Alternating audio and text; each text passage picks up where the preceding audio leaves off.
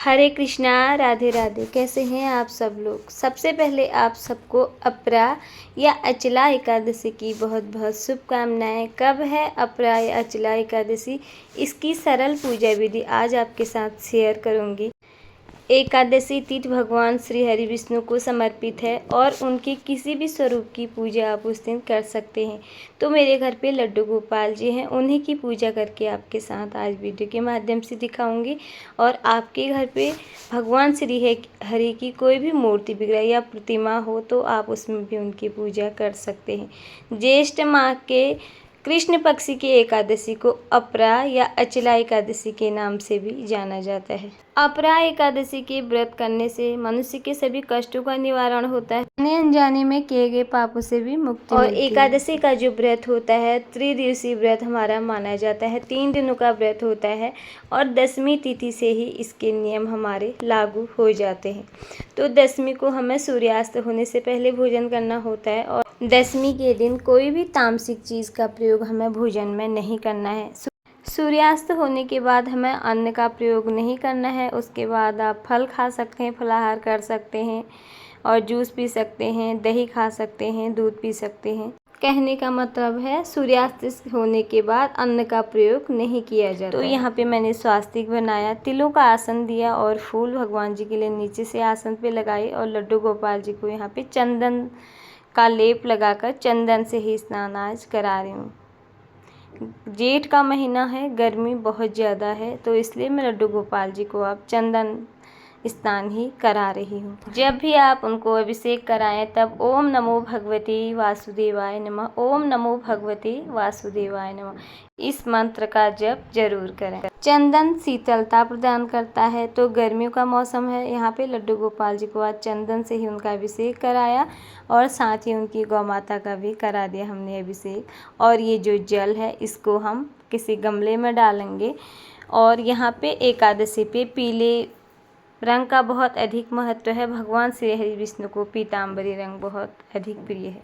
अगर आपके घर पे लड्डू गोपाल जी हैं तो उन्हें उस दिन पीले रंग के वस्त्र पहनाएं अगर संभव हो तो। यहाँ पे खस का जो इत्र है, थोड़े से उस इत्र से मैंने ठाकुर जी की इत्र से मालिश कर दी है और उन्हें पीले वस्त्र पहना दिए हैं। तो गर्मी का मौसम है, श्रृंगार उनका ज़्यादा नहीं करेंगे, हल्की से एक माला पहना देंगे। वैसे भी मेरे लड्डू गोपाल जी बहुत छोटे से हैं और छोटे छोटे उनको कंगन पहना देंगे। तो लड्डू गोपाल जी का यहाँ पर अभिषेक हो चुका है और थोड़ा बहुत श्रृंगार भी हो चुका है। अब उनको हम उनके सिंहासन पे विराजमान कर देंगे। थोड़ा सा नीचे से पुष्पों का आसन देके लड्डू गोपाल जी को सिंहासन पे हमने रख दिया है। तो मुकुट और केस उनको कुछ भी धारण नहीं करवा रही हूँ, बस मोरपंखी उनको पीछे से रख दूंगी और बंसी तो उनको बहुत अधिक प्रिय है, बंसी उनको हाथ में पकड़ा दूंगी।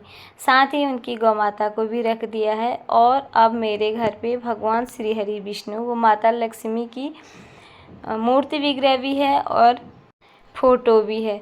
तो अगर आपके घर पे लड्डू गोपाल जी नहीं है तो आप लोग इस फोटो में ही पूजा किस प्रकार से करें ये भी आपके साथ शेयर कर रही हूँ। तो फोटों का इस प्रकार से अभिषेक नहीं होता है, फूल से थोड़े से छींटे लगा दिए जाते हैं जिसमें हम उनका अभिषेक ही मान लेते हैं। फूल से जल के छींटे लगाकर यहाँ पे मैंने उनका अभिषेक कर लिया है और अंग पोषण भी हो गया है। वस्त्र रूप में एक कलावा हम भगवान जी को समर्पित कर देंगे। अब जान लेते हैं एकादशी तिथि का प्रारंभ कब हो रहा है। इस बार 2 दिन की एकादशी मनाई जाएगी। 2 जून को एकादशी तिथि का प्रारंभ हो रहा है, रविवार सुबह 5:04 से। एकादशी तिथि का समापन होगा 3 जून सोमवार सुबह 2:41 पर।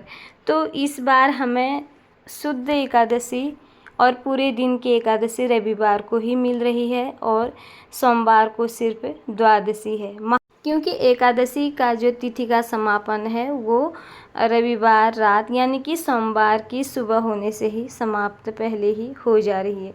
तो जो लोग अब पारण का समय है, जो लोग व्रत रखेंगे 2 जून को, उनका पारण का समय है 3 जून सोमवार को सुबह 8:05 से 8:10 तक, यानी कि सिर्फ हमें 5 मिनट का ही पारण का समय उस दिन मिल पाएगा। और इसी समय के बीच हमें एकादशी के व्रत का पारण करना है।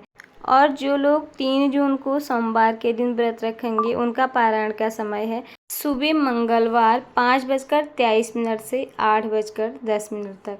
पर याद रहे, हमें जो ये एकादशी के पारण का समय होता है उसी बीच हमें इस व्रत का पारण करके व्रत को खोलना होता है, तभी हमें इस व्रत के शुभ फल मिलते हैं। अब आप अपने हिसाब से आपके वहाँ जिस दिन भी एकादशी का व्रत रख रहे हैं उसी दिन रख सकते हैं।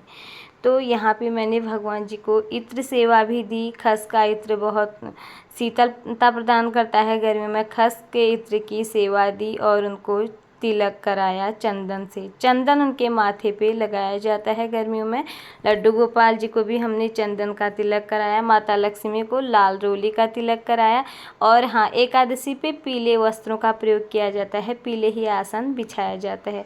आज मैंने लाल रंग का आसन बिछाया है। आज था शुक्रवार और माता लक्ष्मी का वार, इसलिए मैंने आज लाल कलर पे ही पूजा कर रही हूँ। और एकादशी पे मैं हमेशा पीले ही आसन देके भगवान श्री हरि विष्णु की मूर्ति विग्रह को विराजित करती हूँ, साथ ही लड्डू गोपाल जी को। और पीले पुष्प हैं तो भगवान जी को उस दिन ज़रूर समर्पित करें। और लड्डू गोपाल जी को भी पीले पुष्प चढ़ाएं। और पुष्प अगर अधिक हो तो पुष्प की माला बनाकर भी उनको समर्पित आप लोग कर सकते हैं। माता लक्ष्मी को लाल पुष्प हैं तो उन्हें बहुत अधिक प्रिय हैं। लाल गुलाब के पुष्प, गुड़हल के पुष्प भी समर्पित कर सकते हैं। दीपक हमने उनके आगे प्रज्वलित कर दिया है। दीप, धूप, पुष्प सब समर्पित भगवान जी को कर दे हैं। साथ ही तुलसी दल, यानी कि तुलसी बहुत अधिक प्रिय है, उनको तुलसी दल भी समर्पित करेंगे।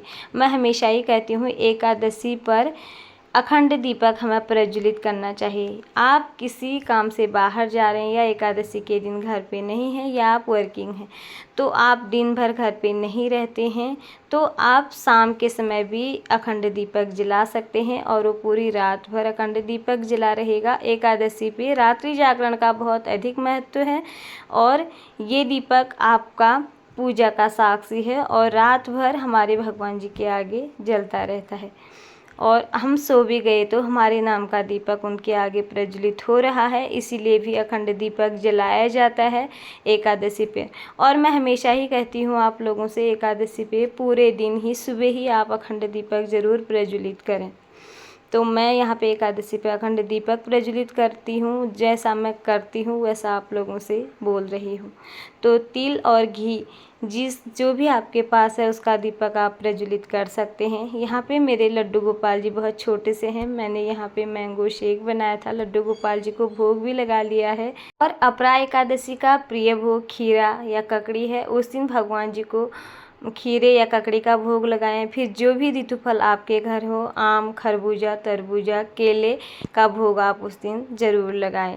खीरे का भोग भगवान जी का प्रिय भोग है अपरा एकादशी का। जेठ के महीने की एकादशी है, इसलिए इसमें खीरे और ककड़ी का बहुत अधिक महत्व है। तो उसके बाद आपके पास जो भी ऋतु फल है उसका भोग लगा सकते हैं।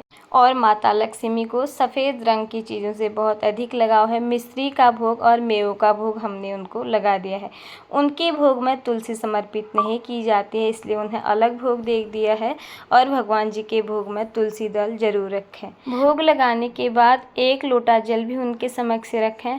और हाँ, अपरा एकादशी की कथा जरूर पढ़ें। एकादशी व्रत की कथा आती है और हर एक एकादशी व्रत की कथा अलग अलग होती है। हाथ में थोड़े से तिल ले लें और पुष्प ले लें। कथा पूरी होने के बाद वो तिल और पुष्प भगवान श्री हरि विष्णु के चरणों में समर्पित करें। एकादशी पे चावलों का प्रयोग नहीं किया जाता है। और जो भी आपको एकादशी से रिलेटेड वीडियो देखनी है वो मेरे चैनल पर अपलोड हैं, आप देख सकते हैं। तो इस तरह से उनके आगे पूजा की कमी पूर्ति के लिए हम दक्षिणा रखेंगे, जिसका हमें द्वादशी पर दान करना होता है।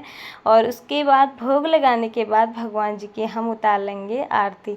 जो भी आरती आपको आती है, ओम जय जगदीश हरे की महाआरती करके भगवान जी की आप प्रेम पूर्वक आरती उतारें। ज़्यादा से ज़्यादा नाम जप करें उस दिन और भगवान से पूजा में हुई कमी लिए क्षमा याचना करें। तो ये थी मेरी आज आप लोगों के लिए वीडियो अपरा एकादशी की सरल पूजा विधि। कैसी लगी आप लोगों को ज़रूर बताना। अगर वीडियो पसंद आए तो वीडियो को लाइक कर देना, चैनल को सब्सक्राइब करना बिल्कुल ना भूलें। हरे कृष्णा।